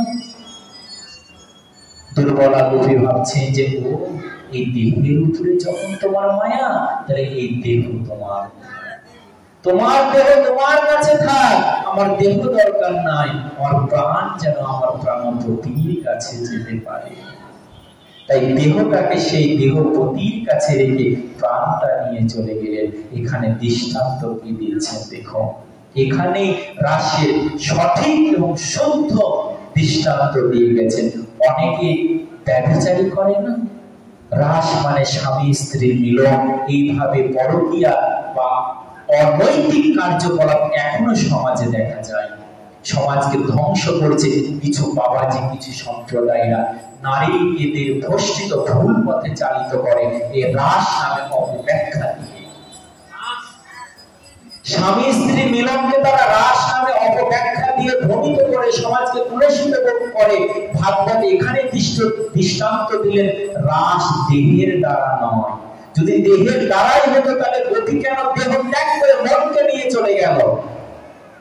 দেহ দ্বারা রাস নয়, মন দ্বারা। এখানে আত্মা পরমাত্মার সঙ্গে মিলনই হচ্ছে রাস। যেখানে কোনো মৃত্যু নেই, যেখানে মৃত্যু ভয় নাই, যেখানে কিছু হারানোর ভয় নাই, সেটাই হচ্ছে রাস। যেখানে শুধু আনন্দ আর আনন্দ। সকল গোপীগণ মিলিয়া সেই বৃন্দাবনে ছুটে গেলেন। গিয়ে দেখছেন ভগবান শ্রীকৃষ্ণ হস্তে বংশী নিয়ে দাঁড়িয়ে রয়েছে। বলছে যে গোপীরা তোমরা এসেছো, কেন এসেছো এই গভীর রজনীতে? তোমাদের মনে কি কোনো ভয় নাই? তোমাদের মনে কি কোনো ভয় নাই? গভীর রজনীতে তোমরা এসেছো, ও ব্রজভূমিতে কি কোনো অঘটন ঘটেছে? ও না না, তোমরা কি যমুনায় জল নিতে এসেছো? জলই বা নিবে কেন? এই গভীর রজনীতে পরের ঘরে রমণী, তোমরা পতি রমণী, সতী সাধ্বী স্ত্রী, তোমরা এই গভীর রজনীতে কেন এসেছো?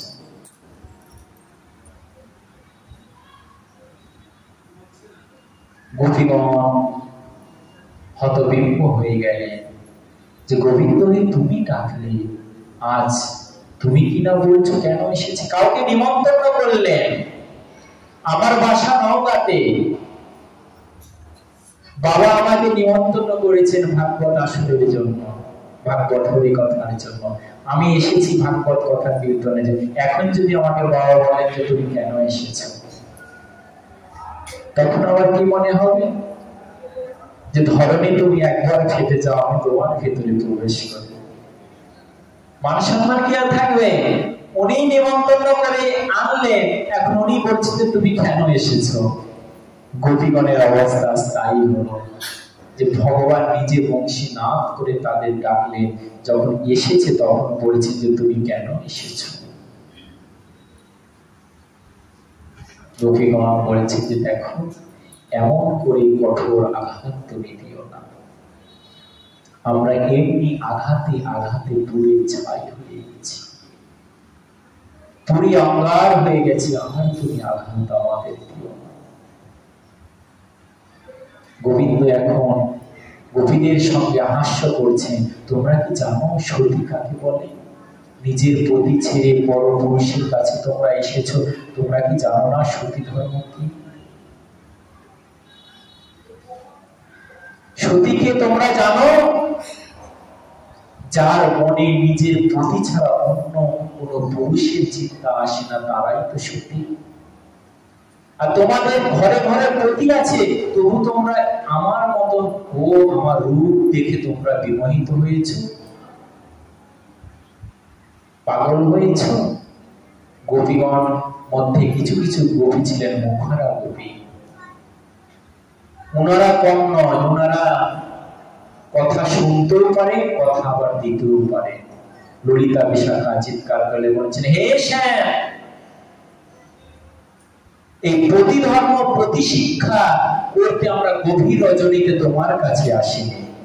প্রতি শিক্ষা যদি আমরা জানতে হয়, যদি পতিব্রতা রমণীর কথা জানতে হয়, তাহলে আমরা তোমার কাছে শিখবো না, আমরা সেই গর্গ আচার্যের কাছে শিখবো, বশিষ্ঠ ঋষির কাছে শিখবো, কেন তারা মুনি ঋষি, তাদের কাছে আমরা শিখবো। তোমার মতন দুশ্চরিত্র লম্পট সৎ চোরের কাছে আমরা শিখবো না। কি আমরা কি বলি? সাধু মুখে হরি কথা। সবার মুখে কি হরি কথা শোনা যায়? সবার মুখে যায় না। কার মুখে শুনতে হয়? সাধু মুখে হরি কথা।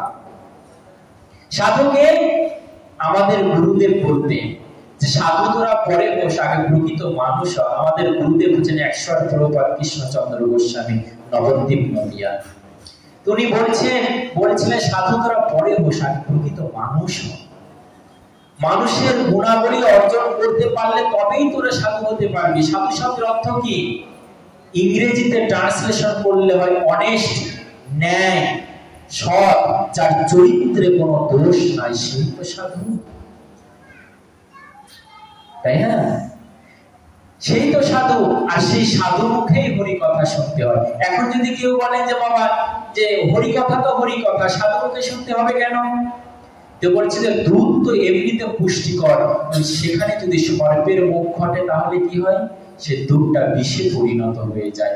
তদ্রূপ হরি কথা কৃষ্ণ কথা যদি অবৈষ্ণবের মুখ থেকে শ্রবণ করা হয়, তাহলে সেটি হিতে বিপরীত হয়ে যায়। এই জন্য শুদ্ধ বৈষ্ণব ব্যতীত হরি কথা শ্রবণ করতে না। তো বলছেন যে আমরা যদি সতীর কথাই শুনতে হয়, তাহলে সৎ সাধুর কাছে শুনবো, বশিষ্ঠ ঋষির কাছে শুনবো, সেই মুনি ঋষিদের কাছে শুনবো। তোমার মতো দাগী আসামির কাছে আমরা শুনবো? সকাল সেই জন্ম থেকে পুতনা রাক্ষসীকে বধ করেছো, অন্যের ঘরে ঘরে গিয়ে সারা জীবন চুরি করলে তাতেও হলো না, নারীদের বসন চুরি করলে, নারীদের বসন চুরি করা কি চারটিখানি কথা? সেখানে তোমার ধর্ম কোথায় ছিল? কত অসুরগণকে তুমি নিধন করলে, তাও কি? দুর্যোধনের কি অপরাধ ছিল? বিশ্বের কি অপরাধ ছিল? দ্রোণাচার্যের কি অপরাধ ছিল? তাদের তুমি ভুলিয়ে ভালিয়ে যুদ্ধে টেনে এনে তাদের হত্যা করলে। তুমি কি কম করেছো? তোমার মুখ থেকে আমরা কৃষ্ণ কথা শুনবো। কৃষ্ণ এখন চিন্তা করছেন, বাবা এরা তো সকলেই জানে, এদের ঘাটালে তো আমার প্রেস্টিজ একদম পাঞ্চার হয়ে যাবে। বাবা তোমরা চুপচাপ থাকো, আর বলো না, আমার প্রকাশটা আর বলো না, বলো তোমরা কি চাই। বলছে যে গোবিন্দ, আমরা বড় আশা করি তোমার কাছে এসেছি তোমার অসুস্থ পান করবো বলে, তোমার অধরের সুধা পান করবো বলে তোমার কাছে আমরা এসেছি। তাই গোবিন্দ হে আমার হৃদয়ে, আমাদের হৃদয়ে যে একটা অগ্নিপান, অগ্নি জ্বালা করছে, এই জ্বালা কোনোদিনও নিচ্ছে না। গোবিন্দ এখন বলছে, তোমাদের হৃদয়ে আগুন ধরেছে, যাও সামনে যমুনা আছে, যমুনায় ঝাঁপ দেয়। গোপীগণ বলছেন, ওই যমুনায় ঝাঁপ দিলে এই আগুন নিভবে না, এই আগুন আরো বাড়বে। তোমার প্রেম ও সমুদ্রে যখন ঝাঁপ দিবে তখন আমাদের এই জ্বালা নিভবে। তাই গোবিন্দ হে একবার সেই তোমার প্রেম ও সমুদ্রে আমাদের একবার অবগাহন করতে দাও। গোবিন্দ করলেন কি, সেই সখী, সেই সমস্ত সেই ব্রজবালাগণকে বলছে, ঠিক আছে তোমরা আমার সঙ্গে রাস করতে চাও, ঠিক আছে। এই বলে সমস্ত কৃষ্ণ এবং গোপীগণ মন্ডলী করে আজ রাস নৃত্য শুরু করল। সমস্ত গোপীগণ রাস নৃত্য করছে। আজ বৃন্দাবন যেন বাদ্য ঝংকারে মুখরিত। দেবতাগণ যেন উপর থেকে সেই পুষ্প বৃষ্টি করছে। গোবিন্দ আমার টেনে টেনে সেই গোপীগণের দিকে চাইছে। টেনে টেনে কেন? গোবিন্দ তো একলা, নয়ন তো দুটি, আর অনন্ত গতি। যদি সম্মুখে একজনকে দেখে তাহলে আরেকজন বাদ চলে যাচ্ছে। ওই জন্য সমস্ত গোপীগণকে কখনো টেনে টেনে দর্শন করছে। আরেক মহাজন বলছেন, টেনে চাইবেন না, উনি তো আগে থেকেই টেরা, উনি তো আগে থেকেই টেরা। দেখুন ভগবান কোনো সোজা নয়, উনি সোজা ব্যক্তি নন, না কাজটাও টেরা, বুদ্ধিটাও টেরা, বদনটাও টেরা। রাম যেমন সোজা, নারায়ণ যেমন সোজা, বিষ্ণু যেমন সোজা, ভগবান কিন্তু অত সোজা নয়, একটু টেরা রয়েছে। কোথায় কোথায়? তিন জায়গায় টেরা। চরণে টেরা, কোমরে টেরা, গ্রীবায় টেরা, তিন জায়গায়। কেমন করে টেরা হলেন? বলেন ভক্তের পিতার দানে উনি তিন টেরা হয়ে গেলেন। তিন ভক্ত তিন দিক দিয়ে টানছে, একজনকে যদি তিনজন টানে তাহলে তিন জায়গায় ব্যাকা হয়ে যাবে না? যশোমতী মায়া আমার গোবিন্দকে ডেকে ডেকে বলছেন, কানাই রে, ওরে গোপাল রে, তুই ননি খেয়ে যা, খেয়ে যা, তোর জন্য বানানো ননি যে আমার শুকিয়ে যা।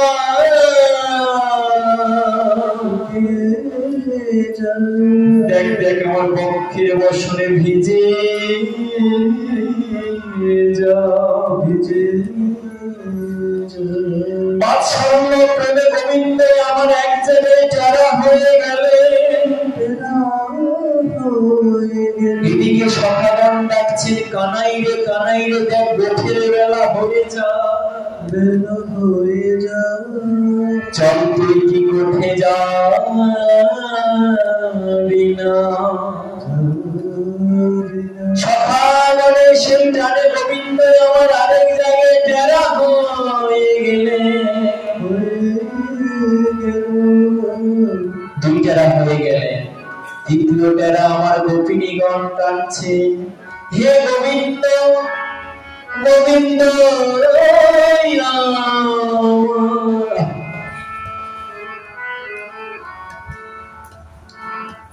আমরা নদীর দুই কূল যেমন প্রবাহিত হয়ে সাগরে গিয়ে মিশে, আমরাও পিতৃকুল স্বামীকুল দুই কুল ভাসিয়ে দিয়ে কৃষ্ণ সাগরে গিয়ে মিশেছি। গোবিন্দ হে, আমাদের দর্শন দিয়ে তুমি ধন্য করো, ধন্য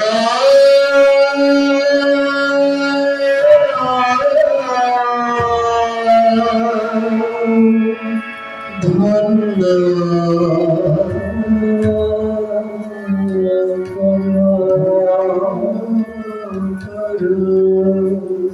এই তিন ভক্তের টানে গোবিন্দ আমার তিন জায়গায় টেরা হয়ে গেলেন।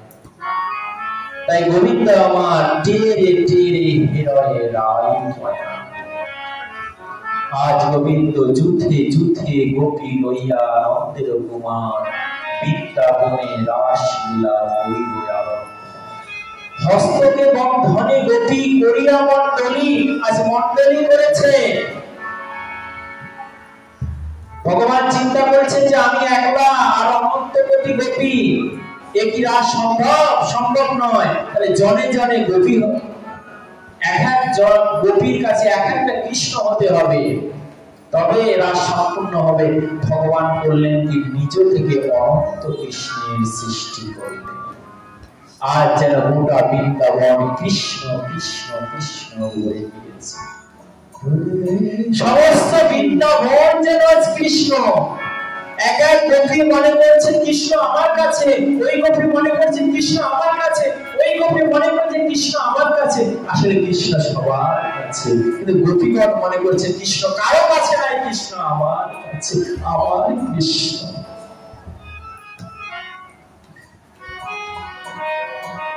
প্রিয়াকে প্রিয়সীকে যখন নিজের করে রাখা যায়, যখন সমস্ত সম্পূর্ণরূপে নিজে করা যায়, সেখানে তো প্রেম আস্বাদিত হয়। ভগবান চিন্তা করেন আমি যদি এক হয়ে থাকি তাহলে এখানে প্রেম সম্পূর্ণ হবে না। আর জনে জনে এক এক গোপীর কাছে যদি এক একটা হয়ে থাকে তাহলে রসটা পরিপূর্ণ আস্বাদন করা যাবে। তাই এক ভগবান থেকে অনন্ত ভগবান। আর সমস্ত গোপিনীগণ নিজের আনন্দে সেই ভগবান শ্রীকৃষ্ণকে নিয়ে নৃত্য করেছে। কিন্তু নৃত্য করতে করতে শ্রীমতী রাধারানীর মনে একটি ধারণা আসলো যে সকলের কাছে দেখছি ভগবান শ্রীকৃষ্ণ, আমার কাছেও রয়েছে, তাহলে আমি কি সকলের সমান হয়ে গেলাম না? প্রেমের ভাব, প্রেম কিন্তু সোজা যায় না, একটু আঁকা বাঁকা সর্পের নাই চলে। সাপ কিন্তু কোনোদিন সোজা যেতে পারে না, আঁকা বাঁকা আঁকা বাঁকা। তাই প্রেমেরও স্বভাব আঁকা বাঁকা আঁকা বাঁকা, কখনো মান, কখনো অভিমান, কখনো ভালোবাসা। যেই প্রেমে মান অভিমান নাই, যেই প্রেমে মান অভিমান নাই, রাগ নাই, সেই প্রেমটা কোনোদিন সম্পূর্ণরূপে প্রকাশ। শুধু ভালোবাসা ওটা এত ভেঙে হয়ে যায়, কখনো মান কখনো অভিমান, এতেই তো প্রেমের পুষ্ট হয়। রাধারানীর মনে আজ অভিমান হয়ে গেল যে সকলের কৃষ্ণ, আমারও কৃষ্ণ। তাই রাধারানী করলেন কি সেই বৃন্দাবন বিলাস করে ত্যাগ করে নিয়ে চলে গেলেন। কিন্তু রাস আর হলো না, থেমে গেল। রাধা রানী যদি না থাকে তাহলে কি রাস সম্ভব? গোবিন্দ চিন্তা করলে যখন রাস হবে না তখন আমি থেকে কি করব? রাধা রানী পিছু পিছু গোবিন্দ আমার ছুটে চলে গেছে। যখন গোবিন্দ চলে গেলেন সেই রাস মন্ডলী আজ গোপী সেই কৃষ্ণ শূন্য রাধা শূন্য হয়ে গেল। নায়ক নায়িকাই যেখানে নেই সেখানে কি রাস হবে? রাস আর হচ্ছে না, রাস আর হচ্ছে না। তখন সমস্ত গোপীগণ কীর্তন করতে লাগলেন। সেই কীর্তনের নাম হলো গোপী গীতা। সমস্ত শাস্ত্রের মধ্যে ভাগবত শ্রেষ্ঠ, সমস্ত ভাগবতের মধ্যে দশম অধ্যায় শ্রেষ্ঠ। দশম অধ্যায়ের মধ্যে রাস মঞ্চ অধ্যায় শ্রেষ্ঠ, রাস মঞ্চ অধ্যায়ের মধ্যে গোপী গীত শ্রেষ্ঠ। এই গোপী গীত যদি কেউ নিত্য কীর্তন করে, গোপী গীত মহাত্মা বলছেন, এই গোপী গীত যদি কেউ নিত্য কীর্তন করে তবে গোবিন্দ তার কাছে দেখা দেবে।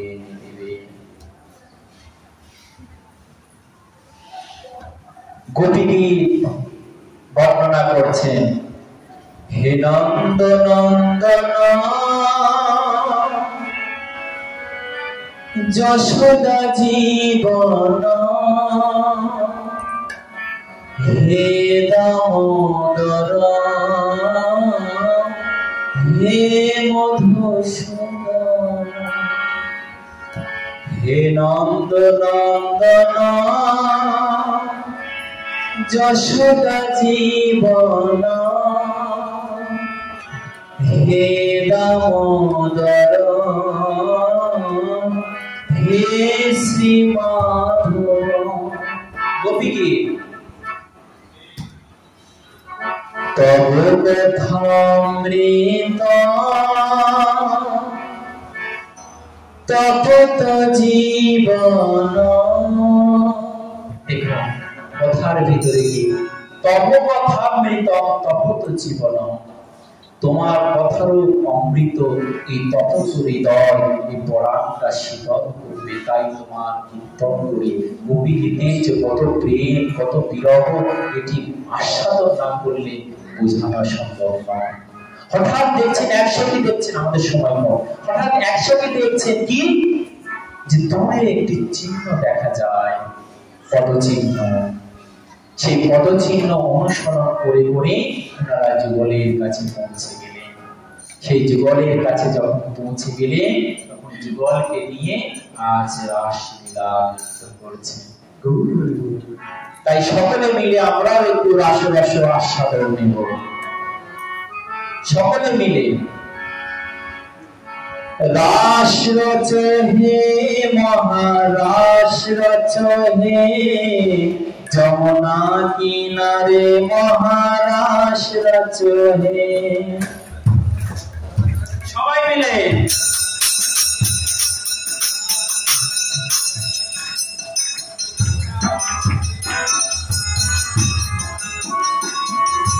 রাস রচ হে মহারাস রচ হে, যমুনা কিনারে মহারাস রচ হে। সবাই মিলে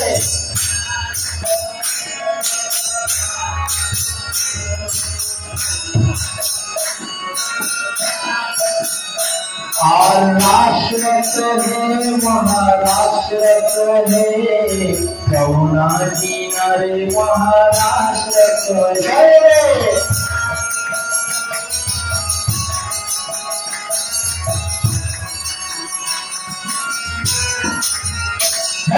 রাস রচ হে মহারাস রচ হে, যমুনা কিনারে মহারাস রচ হে।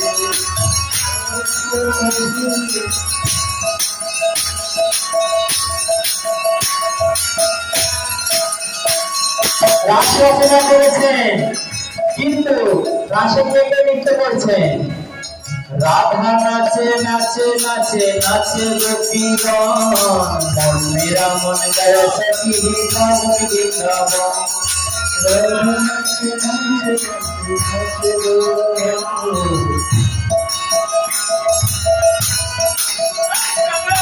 রাধা নাচে সখী নাচে নাচে গোপীগণ, মন মেরা মন গায় সখী ফাগুন বৃন্দাবন।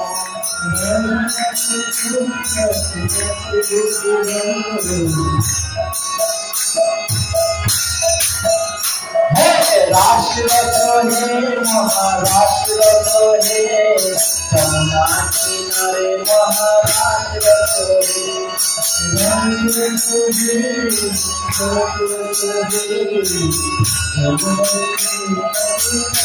আপনারা চিন্তা করতে তারা করতে পারেন। রাস রচ হে মহারাস রচ হে, যমুনা কিনারে মহারাস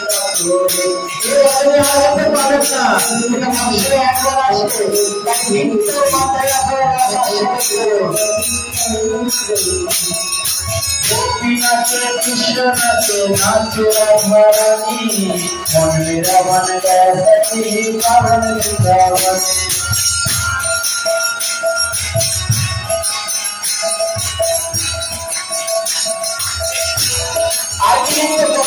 गंगा नाचे यमुना नाचे नाचे सरस्वती मन मेरा मन गया सखी पावन वृंदावन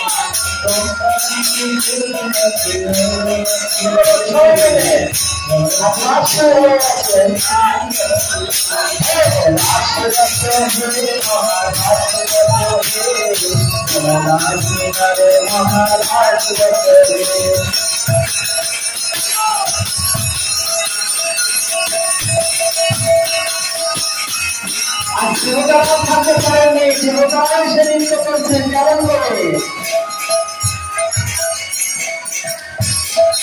ইন্দ্র নাচে ব্রহ্মা নাচে নাচে দেবগণ মন্দিরা বলে গায়া সখী বিদ্যাবন বিদ্যাবন